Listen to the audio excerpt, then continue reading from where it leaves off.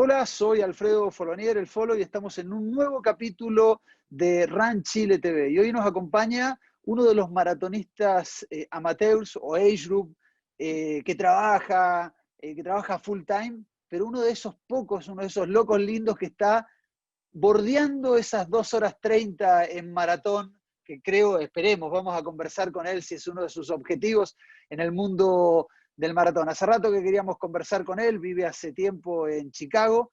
Estamos con Álvaro Montoya. Álvaro, muchas gracias por aceptar la invitación de Run Chile para esta entrevista.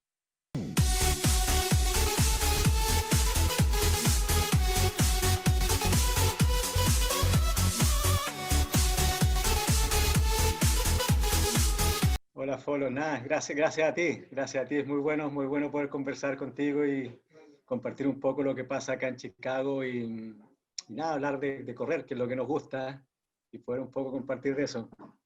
Álvaro, antes de partir de lleno, que quiero conocer tu historia, cómo llegaste al mundo del running, a correr maratones y demás. Yo sé que entrenas con el Team Pro, que Cuto Mandujano te prepara los planes, pero me gustaría saber, tu mejor marca está cerquita de bajar las 2:32, estás a 3 segundos, 2:32:03. Tu, tu objetivo es bajar esa mítica 2 horas 30. Lo vamos a conversar después en el programa, pero creo que esto es fundamental. Aquellos que están siguiendo el programa dicen, no, este tipo es pro, 2 horas 32. ¿Tu meta es bajar las 2:30? Siempre está ahí, ¿no es cierto? Al principio hace unos años era bajar a las 2:40 y a medida que uno va llegando a mejores marcas empieza a crecer un poco la ambición. Pero obvio, o sea, la idea es bajar las 2 horas 30, ese es el objetivo que hemos estado trabajando con el CUT hace unos años. Son pocos segundos por kilómetro, pero son 2 minutos que duelen y que hay que entrenarlos, pero sin lugar a duda es el objetivo. Ahora la edad juega un poco en contra, ya pasé los 40, así que hay que empezar a no apurarse, pero un poco a cuidarse un poquito más para apretar esos segundos que faltan, porque la velocidad... Álvaro, no spoilemos toda la entrevista, que la idea es conversar de todas estas cosas, de la edad, del entrenamiento, de los planes, pero más que nada, comienzo así porque hablé con Cuto y Cuto me dice, no, sí, de todas maneras el objetivo es bajar las 2:30, pero por favor pregúntale a él. Entonces yo quería empezar así para más que nada dejar tranquilo a Cuto Mandujano, tu entrenador, de que están alineados con los objetivos. Totalmente alineado. Álvaro, cuéntanos cómo tú tienes 40 años ahora, cómo llegas al mundo del running y cuánto te demoras en correr un maratón. Porque yo hablé esto con Cuto y no es que empezaste con el maratón, pues con el running, y la primera carrera que quisiste correr fue un maratón. No, tuviste todo un proceso. Porque si no mal no recuerdo, debutaste con 2 horas 46 minutos. 2 horas 46, sí. Sí, Y no, alguien dice, pucha, 2 horas 46, el tipo es un elegido. Pero quiero que nos cuentes cómo llegas al mundo del running y cómo es este proceso, porque hay muchos maratonistas que tienen como quiero correr un maratón, y arrancan a entrenar y corrí el 10K, a los meses voy por el 21 y ya estoy en condiciones de correr un 42. Quiero que nos cuentes esa experiencia tuya, Álvaro. proceso largo. Yo empecé a correr de muy chico. Mi padre y mi familia corría cuando yo tenía, no sé, 5 años, empezaron a hacer triatlón. Por allá cuando empezó el triatlón en Chile, el año 86, 87. Mi primer 5K lo habré hecho a los 7, 8 años, con mi abuela corriendo al lado mío y yo tratando de arrancarme. Después pasé por un proceso de toda mi infancia, en el fondo, los 10, 9 años, los 14 años, corriendo triatlón por la Católica, en toda esa generación de Benjamín Munizaga, de Matías Opitz, de Ricardo Paso. O sea, con ellos empecé a entrenar cuando la Anita Lecumberri estaba haciendo sus primeros años como entrenadora, por allá en los 90, principios de los 90. Abandoné eso a los 14 años, 15, cuando uno empieza a irse de fiesta, en el fondo, abandoné el tema del deporte. Y ahí dejé de correr triatlón por un tiempo, pero siempre yendo a algunas carreras, pero muy esporádicamente, hasta que el año 2008 me encontré con un compañero de colegio, Rubén Cortés, que le mando saludos, que es un triatleta amateur, y me contó que estaba entrenando con este grupo del CUTO en el fondo, ahí en el Colegio San Ignacio, y que se acordaba que yo era deportista cuando chico, y que por qué no iba, y volví al deporte. Y volví, me entrevisté con el Cuto y empezamos a entrenar a entrenar, empezó a hablarme de cosas, empezó a ver en el fondo que yo mejoraba muy rápido, me convenció de correr un 10 kilómetros, un medio maratón. Y el Cuto es cuadrado, o sea, esa entrevista yo me imagino te puso condiciones casi para si querías ser parte del grupo, porque el Cuto no es decir, ven, pásalo bien, no, no, entras y entras bajo un régimen de entrenamiento que hay que aceptarlo, ¿no? Régimen que hay que aceptarlo, había gente muy buena en ese equipo en esa época, era muy competitivo todo, era muy entretenido, y hubo algo ahí como de un chip que te queda de niño en el fondo, que fue muy fácil volver en un par de meses a poder exigirme más. O sea, ese chip de entrenar y meterle en el fondo lo tenía yo creo muy pegado en la cabeza. Me convenció de correr un 70.3, corrí Pucón ese año, corrí un par de medias maratones, y cuando estábamos preparando la maratón, empezamos a preparar la maratón del año 2009, me salió una oferta laboral de irme a Nueva York, y me fui a Nueva York 2 meses antes de la maratón de Santiago. Así que no hice, preparé esa maratón, pero no la hice. Y de ahí en Nueva York seguí entrenando, pero por la carga de trabajo como que no saqué de lado en el fondo el tema de correr una maratón, hasta que volví a llamarlo el año 2011 al Cuto, y le dije al Cuto, ya ok, preparemos de nuevo la maratón, O sea, pongámonos... eres uno de los pocos que se ha ido de entrenar con el Cuto y lo han aceptado de vuelta. No, que nunca dejé Ok, entrenar con no, él. O no, sea, porque... me fui, siempre hemos tenido una relación muy cercana y hemos podido establecer en el fondo este tipo de entrenamiento remoto que nos funciona muy bien porque hay una confianza mutua. O sea, nos tenemos mucha confianza en lo que él me dice, lo que yo hago, y hay una comunicación muy grande, si no el cuento no funciona a distancia de otra manera. Y ahí preparamos la maratón de Nueva York que no se hizo, la del 2012. Yo estaba, esa maratón estaba finísimo, ya era mi segunda vez que entrenaba un periodo completo, ya llevaba un año entrenando para la segunda maratón, y a 3 días de la maratón nos cancelaron la maratón. Ahí yo estaba haciendo el último entrenamiento antes de la carrera, y me llama mi señora y me dice, cancelaron la maratón. Boom. Yo vivía en Nueva York en esa época. Eso era por el huracán El Sandy. huracán, el huracán. El primer año, ahora es el segundo, pero el primero donde se suspende La maratón el de Nueva York. maratón de Nueva York, que había muchos chilenos, inclusive muchos fueron a correr ese maratón de los Picados al Central Park. ¿Tú fuiste o no? Fui, de hecho ese día corrí algo así como 50 kilómetros. Salí de mi casa, estaba mi hermano donde Enojadísimo. picadísimo. O sea, el tuyo fue un ultramaratón de los Picados. Un ultramaratón, tal cual. ¿Qué Bueno, y nos entretenido? corrimos esa maratón, y ese año, a final de año, volví a Chile a trabajar, y preparamos la maratón de Santiago el 2013, que ahí fue donde debuté finalmente con el 2:46. Muy simpático. Hay otro corredor de los buenos corredores amateur que también le pasó lo mismo. Iba a debutar en el maratón de Nueva York ese mismo año y debutó en el maratón de Santiago también ese mismo año como tú, con 2:50 y no sé si 2:53, 54, Gonzalo Zapata, quien es también uno de los que está muy cerca, o está también ahí con esos tiempos parecidos a los tuyos, bordeando esos 2:32 y cerca de poder bajar las 2:30. Así, lo conozco muy bien a Gonzalo, entrenamos un par de veces juntos en Santiago, y siempre tuvimos como una línea de tiempo similar. Él un poco más organizado porque siempre fue mejorando, ¿no es cierto?, como en el tiempo por maratón. Mi proceso fue un poco más desordenado, con un par de lesiones entre medio, pero básicamente hemos tenido un proceso similar, y nuestro personal récord es parecido. Ahora los dos llegamos como al 2:32, y ahí tenemos las ganas de bajar los 2:30. Tú dijiste que es parecido, pero uno lo ve a Gonzalo y Gonzalo debe pesar 16, 17 kilos, no mucho más que eso cuando está flaco. ¿Cómo es tu caso? ¿Cómo es el caso tuyo, tu biotipo como corredor? Yo no soy tan flaco, compito en los 62, 63 kilos. Con mi 1,73 m podría bajar un poco más, pero no me siento muy bien más bajo. O sea, el peso que he corrido bien es por ahí 62, 63 kilos. Nunca he sido muy fanático de las dietas ni de nada muy estructurado. Me cuido, pero también, o sea, trato de vivir la vida, y mi trabajo también me fuerza mucho a tener que salir con clientes. Entonces es muy difícil mantener el balance de una dieta muy estricta. Nunca me ha gustado tampoco. Sí me cuido, o sea, me cuido cuando hay los procesos, ¿no es cierto?, de 10, 12 semanas antes de las maratones. Trato de que sea todo un poquito más estructurado. pero el peso nunca ha sido un tema, como que se ha dado por el volumen y por la necesidad del fondo. Si tengo mucho entrenamiento, el cuerpo te va pidiendo un poco que te cuido, si no llegas muy mal al entrenamiento. Pero más consecuencia que una estrategia en el fondo para llegar mejor. O sea, tu forma de alimentación es pensando en los entrenamientos. O sea, tú te alimentas para poder aguantar los entrenamientos y 12 semanitas antes de un maratón, ahí puedes llegar a hacer algún ajuste, pero esto de seguir las dietas no es lo tuyo. O sea, la No es alimentación lo mío. es para llenar el estanque de benzina del auto de carreras para que funcione. Tal cual. Tal cual, y ahí uno Álvaro, va.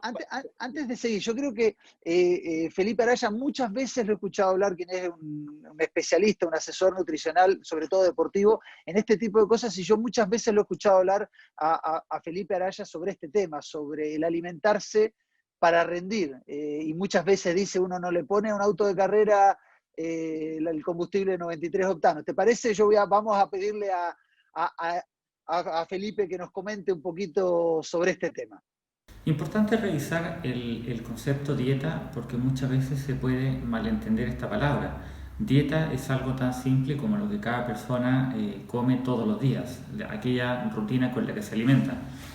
Que después, por supuesto, existen dietas con algún nombre o alguna característica y que hacen alguna diferencia entre una y otra, por supuesto que existen, pero eso no significa que dieta tenga que relacionarse necesariamente con algo restrictivo. Principalmente la dieta tiene por función cumplir el requerimiento que requiere el deportista y la persona, como también el deporte en cuestión. Importante es que vaya siempre de la mano con los objetivos que se hayan planteado o para el proceso o para la persona, basado en lo que la persona quiere o el entrenador sugiere, que también se considere la situación individual, posibles alergias, patologías o situaciones que hagan que una persona tenga que tomar una decisión diferente a la de otra persona. Desde mi punto de vista, que también deba ser flexible, pero eso no significa que flexible cuando les conviene o flexible cuando la persona quiere. A lo que voy con flexibilidad tiene que ver con el mismo ejemplo que se mencionaba. Cuando uno tiene una rutina de trabajo donde te obliga de repente a no cumplir con tu rutina, eso puede pasar y la idea es que eso no genere estrés.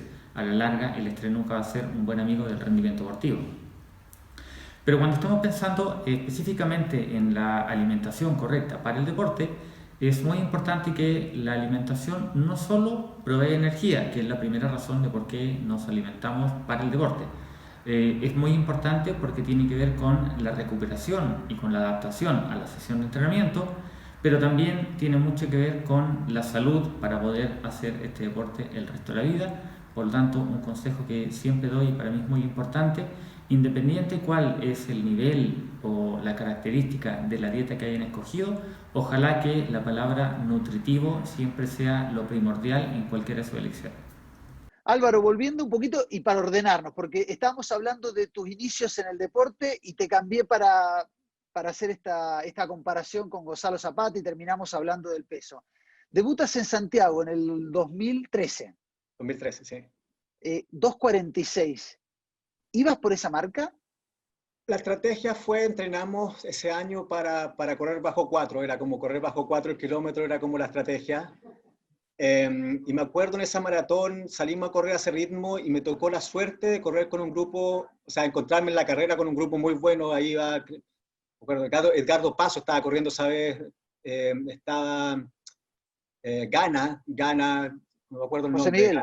José Miguel Gana estaba en ese grupo. Entonces yo sabía que la gente que iba en un grupo de 6-7 personas. Posiblemente estaba Gabriel Iriondo ahí también, algunos otros Había mucha gente que se notaba que iban mirando el reloj y que iban pasando los kilómetros a un paso muy, muy, muy constante. Y dije, aquí me quedo.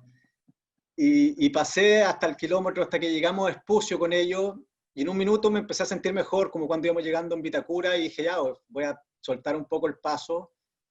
Y fue mejorando, y ahí al final la bajada por Costanera fue muy dura, me acuerdo de haber sufrido como nunca, me volvía todo, pero mucha gente, lo entretenido de la Maratón de Santiago, que hay mucha gente, familia al lado tuyo en bicicleta, y estar corriendo ahí en la ciudad, y se dio el tiempo, o sea, fue ese minuto, algo que bajé de los 4, el kilómetro, fue gracias básicamente a tener gente al lado y a un poco al entorno. Y pero mucha fue, gente, básicamente, la preparamos a ese ritmo y salió a ese ritmo, o sea, no hubo mucho. Álvaro, mucha gente cree que esos 10, 12 kilómetros finales que quedan en bajada en el Maratón de Santiago, que bueno, uno le pongo. No hay manera. Es como si fuera subida. Es complejo, ¿no es cierto? Yo he corrido maratón en subida, bajada, terminando en subida, terminando en bajada, y yo creo que terminar en bajada es aún más complejo. La musculatura, sobre todo en la maratón de Santiago, que uno va subiendo paulatinamente, y después hasta ese último tercio bajada, duele. O sea, yo creo que duele mucho y es una maratón difícil de correr. No es fácil meterle un poco en esa parte. Álvaro, corres el Maratón de Santiago y ahí dijiste, esto es lo mío. Eh, O te convenció Cuto Mandujano de que esto era lo tuyo? ¿Cómo fue ahí?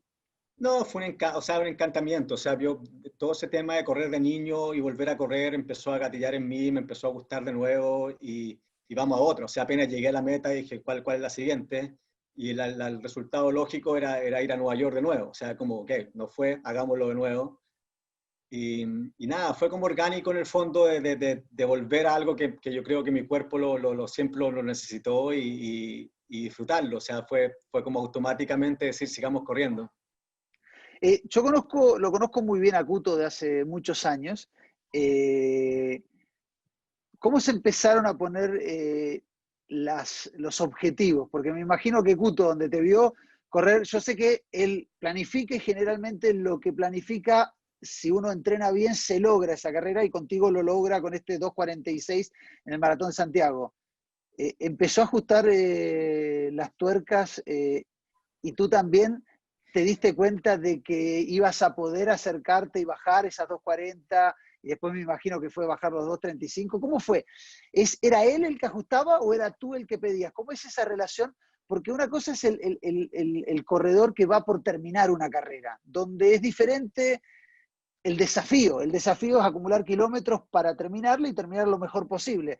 Pero cuando uno empieza a ajustar estos minutos, no es solamente un minuto, quedan 15 segundos. No, 15 segundos es mucho. Entonces, ¿cómo fue esa relación con un entrenador tan planificado como el Cuto? El Cuto muy motivador, obviamente, siempre ha sido motivador y siempre ha visto como yo creo que ha tenido más fe en mí de la que yo mismo tengo. Cuando vio el resultado de la maratón, o sea, vio que planificamos y hice el tiempo, fue como, ok, o sea, tú tienes el cuerpo de maratonista y pues en el fondo podemos empujarlo más y automáticamente me dijo, tratemos de hacer 2:40, o sea, bajemos los 2:40. Y ahí hubo un par, o sea, tratamos de entrenar a eso y hubo un par de errores que te los puedo comentar después que cometimos y que yo creo que aceleramos un poquito mucho, empujamos mucho la máquina y después costó bajar los 2:40, pero él fue el que básicamente me puso en la cabeza que yo podía llegar a tiempos mejores. O sea, me dijo, tienes el cuerpo y la cabeza para seguir empujando y tratemos de ir bajando el tiempo. Y el primer objetivo clave fue correr en 2:40. O sea, era como el, ok, 2:40 hasta ahí, hagámoslo. Si en la primera hiciste 2:46, ajustar 8 o 10 segundos no es tan descabellado. Tú dijiste entonces que ahí cuando se logra esa tremenda marca, o sea, debutar con 2:46, yo sé que tú venías ya con historia de triatleta, historia de preparar un maratón en el 2009 que lo pudiste hacer, historia de preparar otro maratón en el 2012 que tampoco lo pudiste hacer, o sea, ya venías con kilometraje en el cuerpo, no es que era tu primer entrenamiento para 42, entonces no es que es un debut en el deporte, o sea, venías ya con procesos de 10, de 21, etcétera. Pero una vez que buscas logras este 2:46, vas por el 2:40, dijiste que tuviste problemas, que se aceleraron, tuviste lesiones, te no, cansaste, ¿cuál fue? Porque a mucha gente le pasa, yo he escuchado muchas veces que el segundo maratón es el de los errores, el de los errores. donde uno dice acá, ok, yo podía haber ajustado, podría haber apurado.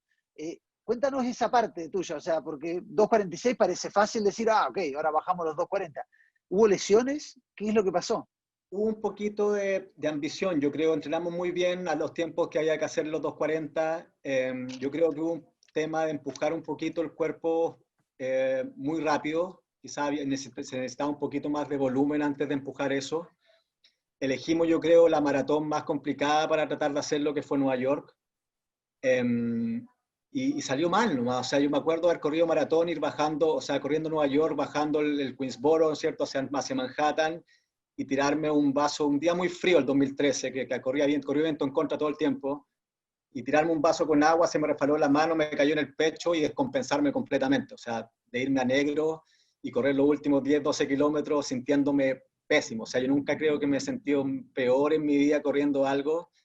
Y nada, o sea, uno no sabe que si el entrenamiento salió todo perfecto, hiciste todos los tiempos y de un minuto a otro por un error muy mínimo, se fue todo en el fondo al demonio y la carrera negro y terminas la carrera muy desmotivado porque en realidad físicamente yo me sentía capaz de correr a ese ritmo y no salió. ¿Cuánto Y eso hiciste? 2:53. 2:53, pero pasé los 30 kilómetros, ni siquiera los 30, los 32 kilómetros dentro de las 2:40. O sea, corrí los últimos 10 kilómetros en 55 minutos. O sea, paré a rato, la gente me gritaba que, o sea, yo trataba de caminar para recuperarme y la gente me gritaba, corre, y yo, o sea, no puedo correr, ¿quién me grita? O sea, Y además, cuando uno corre en ese, por más de que esté en un mayor, no es que corres entre medio de una muchedumbre. Los que corren bajo 2:40, igual son bastantes en un mayor, pero no es que hay, se puede reconocer a las personas, digamos. Son bueno, grupitos que van y están relativamente separados. Entonces, ese es tu segundo maratón, o sea, haces una peor marca. sí. ¿Cómo te recuperas mentalmente de un fracaso, por decirlo de una manera deportiva? ¿Alguien te apoya, te motiva? ¿Hay algún clic mental? Antes de que me digas el tuyo, le podemos preguntar a nuestro especialista, Rodrigo Caguas, que nos cuente cómo afrontar un fracaso cuando uno va por una marca y además está preparado. Perfecto.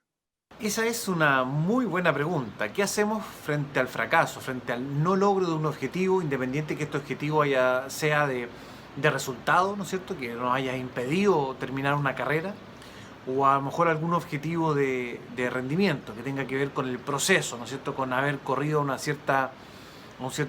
cierto ritmo, ¿no es cierto? O no haber podido plasmar en el entrenamiento en una carrera lo que se hizo en el entrenamiento. Evidentemente, lo primero que habría que hacer es tratar de descubrir efectivamente cuál fue el problema que impidió que se pudiera concretizar el objetivo. En ese sentido, yo diría que el maratón, a diferencia de otros deportes, es un poco más complejo porque normalmente uno entrena para un cierto tiempo. Es muy difícil que uno entrenando, por ejemplo, para hacer 3 horas, haga 4 o haga 2, indudablemente, ¿no? Entonces, por lo tanto, es un deporte que tiene una predictibilidad muy alta, a diferencia de otros deportes, que donde incluso yo me compito con otros deportistas, donde en gran medida el tema pasa también como compita el rival. Acá, en este caso, depende solo de uno, y como comento, en el fondo los tiempos están muy bien determinados de acuerdo a lo que he entrenado. Entonces, acá es primero importante descubrir cuál fue el error. Recordar siempre que nuestro cerebro tiene una parte ubicada en el tronco cefálico denominada cerebelo, y ahí se acumulan todas las experiencias negativas y positivas, y eventualmente esas experiencias negativas o positivas que se guardan en el cerebelo pueden volver a utilizarse en otro momento. Y esto hace que efectivamente los seres humanos seamos los únicos seres vivos que podamos tropezar 2, 3, 4, 5 veces con la misma piedra, porque tenemos cerebelo que en el fondo nos está recordando de cosas y a veces nos hace ejecutar de nuevo situaciones que tienen a lo mejor que tuvieron en el pasado también alguna dificultad. Entonces, lo más interesante aquí para poder eliminar esta información del cerebelo es primero identificar las razones por las cuales no pudimos cumplir el objetivo, si es técnico, si es algo más físico y si es algo más psicológico, para poder revertirlo y trabajarlo. De esa forma yo me saco de alguna forma la razón por la cual yo evalúo, ¿no es cierto?, de que por la cual no cumplí el objetivo. Y lo segundo es poder justamente visualizar esa parte donde yo siento que cometí un error, corrigiendo aquella parte negativa, corrigiendo aquella parte mala por una positiva. Entonces, si por ejemplo yo voy en el kilómetro 34 y decido parar porque voy cansado, a lo mejor yo debería visualizar los últimos minutos de esa carrera sintiendo que en realidad voy bien, que voy tranquilo, etc. Entonces ahí es donde uno se conecta finalmente con las sensaciones o cambia más bien, cablea de una manera distinta en el cerebro aquella experiencia transformada de manera negativa. Ahora, finalmente lo importante es que el corredor tenga siempre la conciencia y la noción de que las razones por las cuales no se pudo lograr ese objetivo tienen que ver con una atribución causal interna, es decir, tienen que ver con el propio corredor y no con situaciones externas, porque evidentemente cuando evaluamos que las situaciones externas son las que complican o son las causantes en el fondo de mi frustración o del no logro mi objetivo, evidentemente el cambio es mucho más difícil de hacer. ¿Cómo fue tu caso, Álvaro? Porque después de correr 2:46 tu primer maratón, querer bajar las 2:40, tal vez eligen mal el maratón, pero no importa, lo eligen y vas a ese ritmo y te mandas 13 minutos más de lo que tenías estipulado. Me imagino la depre el día y el día post carrera. ¿Cómo te levantas de esa? No hubo mucha depresión en realidad. Yo creo que hubo un poco como de sentimiento de no haber logrado algo nada más, pero rápidamente me recuperé porque siempre me ha gustado entrenar. Entonces al final volver a entrenar, volver a sentirse bien, ok, fue algo circunstancial de una maratón, pero no tiene tanta significancia. En realidad puedo seguir entrenando e intentándolo de nuevo. Así que no fue muy difícil volver. Kuto obviamente gran apoyo ahí, ¿no es cierto? Metiéndome en la cabeza que era algo que no era mi tiempo de partida. O sea, siempre me dijo desde que llegué, no es tu tiempo. O sea, algo específico, no es tu tiempo, no te sientas mal porque tu tiempo es mucho más que eso. Tú estás en este ritmo y esta carrera pasó esto, pero no es lo que va a pasar siempre. O sea, fue muy fundamental en decirme en el fondo que no era el resultado de lo que habíamos entrenado, sino que era una circunstancia de la competencia. Lo cual es muy importante porque al final es verdad. O sea, uno entrenó para eso y se entrenó para algo mejor y no salió, no significa que no pueda hacerlo en el fondo. Significa simplemente que no se pudo hacer en esa circunstancia específica. Sí, muchas veces se dice que el maratón no se corre solamente el día de la carrera, sino No. todo el proceso de entrenamiento. Y si uno logra los tiempos y lograr el entrenamiento, en realidad el día del maratón uno lo que va a hacer es cumplir lo que ya hizo y plasmarlo. No siempre se dan las cosas porque te pueden suceder distintas cosas, dolores de estómago, lesiones los días previos, días muy fríos y no sales muy abrigado, etcétera, etcétera, etcétera, me imagino. Mil cosas. Y ahí básicamente después de esa carrera entrenamos muy bien, me lesioné. Ahí tuve un par de lesiones ese año y fue un año que fue duro. Y corrí Buenos Aires después, que fue otro error grande porque corrí lesionado. Y me costó casi un año y medio hasta Buenos Aires 2015 volver a correr fuerte. No miento, corrí Boston antes, hice en Boston 2:43, el año de la lluvia, ese que hubo un año muy, muy complejo con lluvia y viento. Y ahí bajé mi tiempo, logré 2:43, fue ok, estoy recuperado en una maratón difícil. Y después hicimos Buenos Aires, que ahí llegué hice 2:40-14, 2:40-11, me quedé corto por 11 segundos en Buenos Aires. Pero básicamente lo que te diría de todo ese periodo fue que aprendí a que hay que tener volumen. O sea, el maratón es de volumen y no es de un entrenamiento, sino que es de como acumulaciones de entrenamiento. Entonces, cuando hay una lesión, en el fondo, uno vuelve a cero y tiene que volver a recuperar el volumen y nunca puede acumular en el fondo entrenamiento. ¿Qué lesiones tuviste, Álvaro? ¿Qué es lo que te pasó? No me acuerdo, tuve una lesión en la cadera, no me acuerdo el nombre. Tuve periostitis también en un minuto. ¿Y esto por la acumulación de kilómetros, falta de Acumulación de kilómetros, elongación? un tiempo que me lesioné del tobillo por hacer mucha pista, diferentes cosas, pero yo creo que más que nada falta del cuerpo de estar acostumbrado al kilometraje. O sea, a mí me ha gustado siempre meter mucho kilómetro y si el cuerpo no está acondicionado para esos kilómetros, uno se lesiona. O sea, así de simple. A eso voy. Y cuando vinieron los dolores seguiste, porque dijiste que hasta que corriste un maratón con una lesión, y eso a la larga, cuando uno está lesionado a un lado y corres un maratón, indefectiblemente esa lesión se va a agudizar y además te vas a lesionar en otro lado porque hay que compensar. Te compensa y te para. Me acuerdo, corrí en Buenos Aires y al kilómetro 31 tuve que parar. O sea, el dolor es insoportable y caminé y troté los últimos 8 kilómetros, lo cual es una experiencia totalmente deprimente. O sea, no se la recomiendo a nadie. Antes de seguir con esta otra etapa de tu vida como maratonista, voy a preguntarle a Hernán Plaza, uno de los especialistas uno del kinesiólogo osteópata, el que yo le tengo más confianza en Chile, que nos cuente cómo es esto de entrenar lesionado, qué puede significar en el cuerpo y cómo hay que saber parar, y algo que están haciendo un poco en Medpro, este tema de prevenir las lesiones, no ir a atenderlas cuando aparecen, pero sí el tema de prevenir las lesiones. Vamos con Hernán y volvemos, Álvaro. Hola amigos de REN Chile. Bueno, a ver, normalmente cuando uno tiene una lesión de tobillo o de pie o cadera, lo podemos atribuir perfectamente a que, como estas articulaciones nosotros sabemos que mecánicamente son articulaciones que están encargadas de soportar peso, a soportar carga, es importante entonces, primero que todo, si somos corredores, entender que la progresión de las cargas debe ir acorde a mis cualidades. Por lo tanto, cuando nosotros andamos buscando generar una mejora, debe cuantificarse y también de acuerdo a las cualidades que cada uno presenta.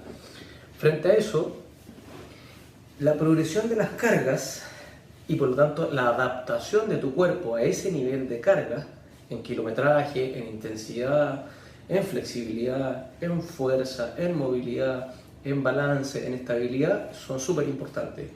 Entonces, ¿existen formas de poder ayudar a que la probabilidad de lesión sea menor? Sí. ¿De qué manera? Primero que todo, cuantificando bien las cargas. Segundo, reconociendo bien las cualidades corporales que cada uno tiene. Y frente a eso, planificar de manera lo más ordenada posible, lo más organizada posible, para que nosotros podamos, ¿cierto?, disminuir la probabilidad de lesión.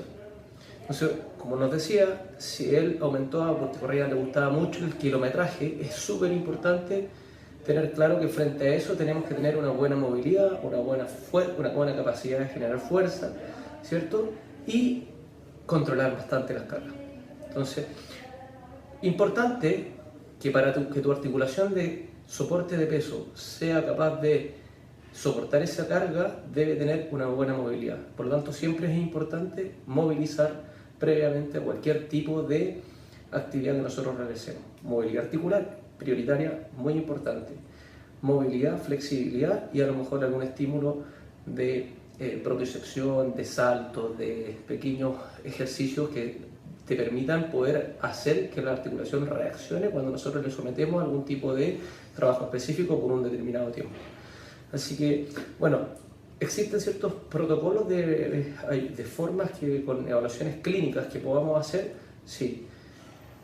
Hay pruebas que son básicamente pruebas clínicas con test ortopédicos que nos permite poder buscar las cualidades, pero también tenemos software computacionales, ¿cierto?, que nos permiten cuantificar, por ejemplo, la carga y el nivel de carga entre un lado y el otro, ¿cierto?, los balances, y estas son plataformas de presión, y también por ahora un aparato que en este caso nos permite poder identificar la potencia que podemos realizar frente a una zancada determinada. Cuando nosotros corremos, este aparato, por ejemplo, uno de los más conocidos prioritariamente es el Stride, aunque también existen otras marcas que también lo tienen, como Garmin, por ejemplo, que no tienen las mismas cualidades, pero sí cumplen con la característica, y nos podría ayudar también a prevenir de una forma, saber el balance corporal y el impacto y la carga que nosotros realizamos entre un pie y otro cuando corremos.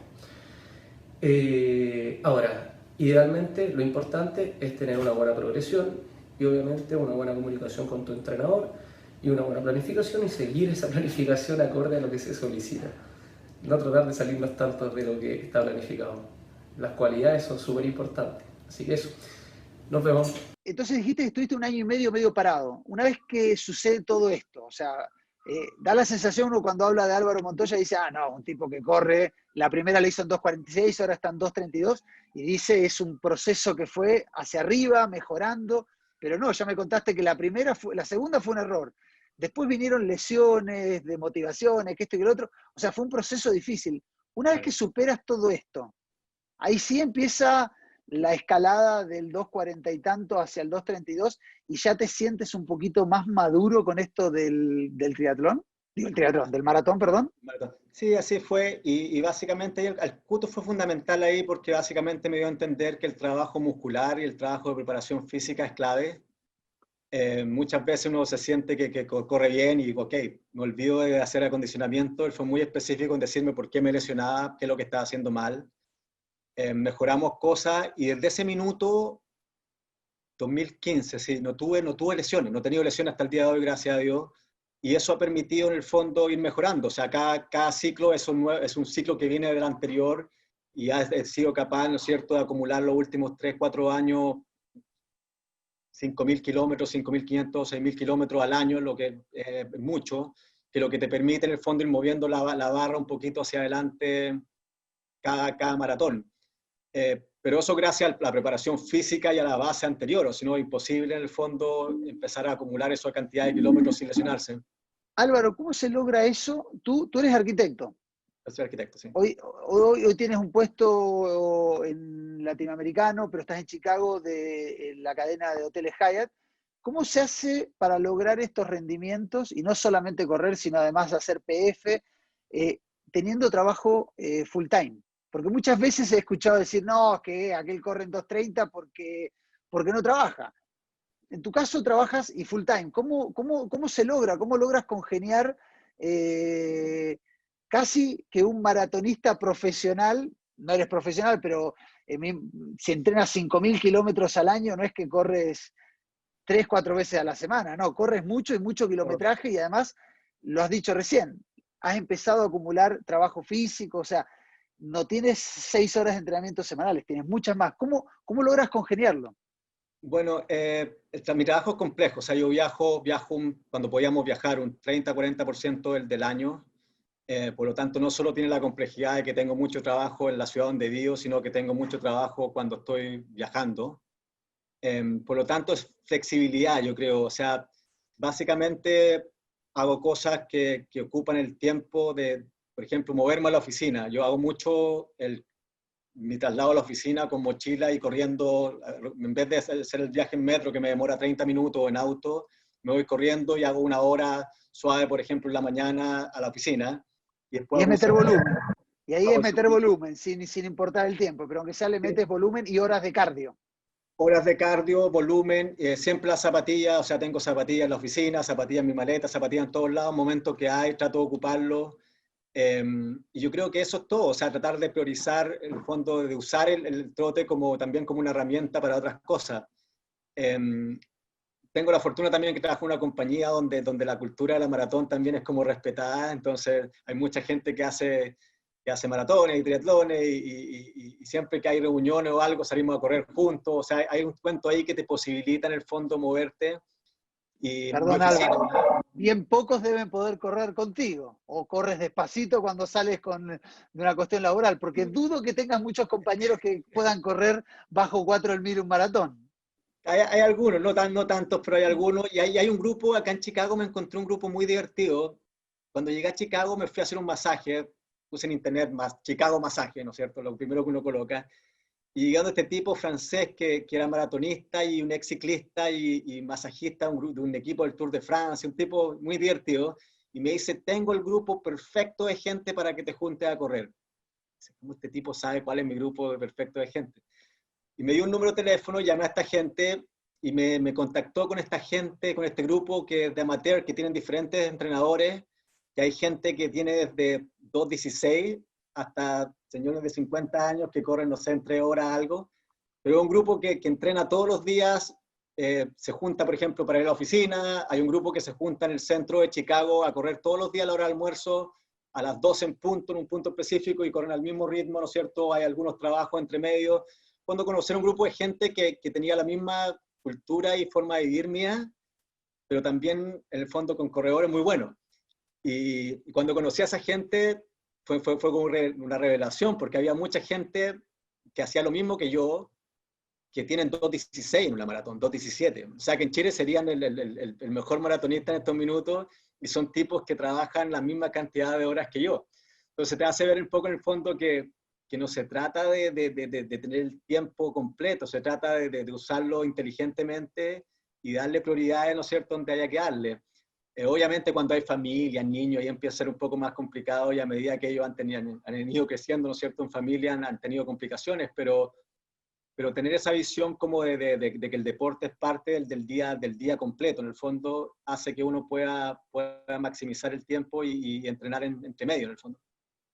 Álvaro, antes de ir a preguntarte cuáles son tu planificación para buscar ese sub 2:30, porque me imagino yo no te creo que no tienes pensadas carreras o años, me lo vas a tener que decir. Antes de eso, ¿cómo se vivió en Chicago y cómo se vive esta pandemia? Aquí en Chile ahora sí hay muchas comunas abiertas donde se puede salir a correr, pero estuvimos durante muchos meses en cuarentena, donde no se podía salir, donde muchos corredores tuvieron que acudir a comprar trotadoras, otros a hacer ejercicios desde la casa y otros de frentón no hicieron nada porque se desmotivaron. ¿Cómo fue la situación del mundo del running en Chicago, que es donde vives hace varios años? Sí. Bueno, acá la ciudad no cerró nunca, nunca formalmente. O sea, nos pidieron hacer una cosa que se llama shelter in place, que es como quedarse en la casa voluntariamente y limitar los movimientos a principios de marzo. Pero en todo minuto se pudo salir a correr. O sea, salir a correr siempre y cuando salieras con máscara y mantuvieras la distancia, ¿no es cierto?, física con otras personas, que es lo que están haciendo ustedes básicamente ahora en Chile. Por lo cual no afectó tanto porque en el fondo, ok, no puedo ir al trabajo, no puedo ir al gimnasio, pero puedo correr en la calle, ¿no es cierto?, donde quiera, siempre y cuando tenga el espacio. Favoreció un poco que al no haber movimiento de gente hacia el trabajo, las calles estaban vacías, por lo cual uno podía correr en el fondo por los barrios entre medio, la mitad de la calle, ¿no es cierto?, sin tener contacto con casi nadie, o sea, manteniendo mucha distancia.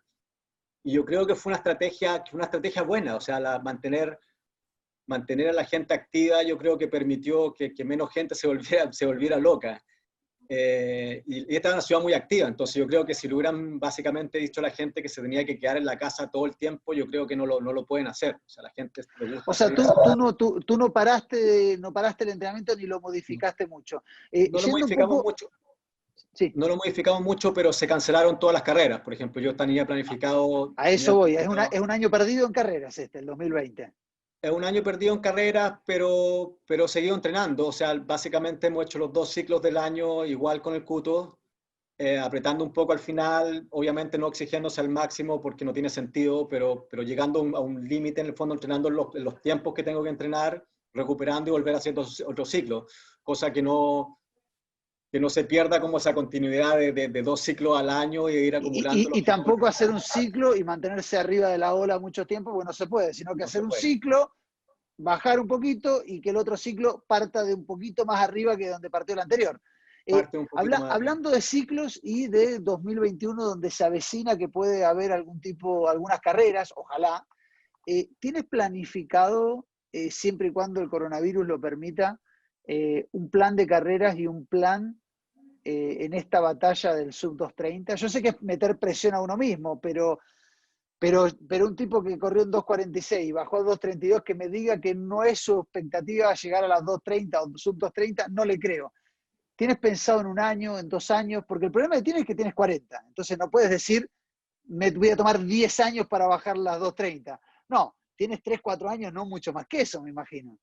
Hay que estar ahí. No, el objetivo, y fue el objetivo en Londres este año era ese, o sea, correr en 2.29, correr bajo 2.30, y estamos haciendo los entrenamientos pensados en eso, y yo creo que ahora un poco tiene que ver con mantenerse en ese nivel y que se haga la carrera. O sea, si pasan 2 años más, no sé si pueda seguir, ¿no es cierto?, manteniendo el tema. Me juega en contra el COVID y el tiempo, pero el objetivo, y sigo, o sea, moví la inscripción de Londres para octubre. Seguramente a principio de año voy a ver qué hago, si es que hay maratones, ver alguna acá en Estados Unidos. Lo bueno es que va a haber flexibilidad, yo creo que hay flexibilidad ahora. Y la idea es apuntar en el maratón que sigue o en el siguiente, apostar al 2.29. Así es, sí, así es. Wow. El tema es que hay que elegirlo bien, o sea. Sí, porque elegirlo bien, el otro día hablaba en otro programa, en otro canal que tengo, que es el Chile Triatlón, que para elegir una carrera uno tiene que elegir el tema logístico del viaje, no puedes ir a China y pretender en ese viaje, o también si uno le conviene el tema del calor, de la subida, de la bajada, o sea, hay que elegir muy bien el maratón y además en el momento del año, porque además tiene que congeniar con la vida social y la vida laboral de cada uno. Así es. Para mí ideal una carrera que sea rápida, o sea, que no tenga mucha subida y donde hay un muy buen nivel de corredores. O sea, yo creo que cuando uno corre en 2.30, bajo 2.40, lo más importante es que haya gente en ese rango de tiempo, que haya harta gente en ese rango de tiempo, cosa de tener gente con la cual ir corriendo. Acá hay carreras en Estados Unidos como la Maratón de California, como la Maratón de Indianápolis, como la Maratón de Minneapolis, que son increíbles. O sea, son carreras que las gana alguien con 2:18, 19, que no es tan buen tiempo, o sea, es un tiempo no tan bueno para un profesional, pero hay 500 personas que bajan los 2:40. Entonces, básicamente tú vas a 2:30 y vas con un grupo de 50, 60 personas. O sea, puedes correr con más gente alrededor. Tú quieres como el proyecto Ineos, el Breaking Two, quieres ir detrás de un rombo, en el medio de un rombo, cosa de aprovechar la succión y el drafting. Favorece, o sea, cuando uno va en grupo, más que el drafting, el ir con gente que va, los maratonistas son muy buenos de paso, o sea, uno sabe que un grupo va un paso y uno mira el reloj y ellos van pasando ese paso, y el desconectar un poco la cabeza de ir preocupado del reloj y de ir preocupado de las pasadas, yo creo que ayuda mucho en maratón. O sea, cuando uno sabe que el grupo va a ese paso y uno simplemente va con ellos, la carrera pasa muy rápida. O sea, uno no va controlando el kilómetro, ni el pulso, ni el paso, uno simplemente va viendo cómo se siente, preocupado del agua, ¿no es cierto?, y el gel, pero no del paso. Por lo tanto, carreras como Chicago, por ejemplo, muy así, o Tokio fue así también, son muy buenas. O sea, hay mucho nivel amateur bueno, y eso es lo que hay que apuntar, yo creo, cuando uno quiere bajar estos tiempos. Un poco lo que pasa en el Maratón de Santiago con los chilenos, de repente traen a corredores africanos que son corredores de 2:11 y el chileno está en 2:16, 17 y no puede seguir ese ritmo. O sea, es muy importante el tema de que haya, no sé si liebres, pero un grupo de compañía y no correr en solitario manejando uno de los ritmos, que ahí es donde uno comete errores. Álvaro, la verdad un gusto conversar contigo. No sé si quieres aprovechar el programa para saludar a tus amigos corredores chilenos, que seguro hace mucho que no los ves, ahora no se puede viajar hace muchos meses, así que si quieres saludar o agradecer a las personas antes de hacer el cierre del programa. Absolutamente. Primero saludo a mi equipo, a Team Pro, que siempre están ahí presentes y pendientes. Al Cuto, por supuesto, mi entrenador, gran persona, gran amigo. Y nada, a la familia y a todo en Chile, que ojalá estén bien y pueda pasar esto del COVID rápido y puedan volver a la normalidad de alguna manera.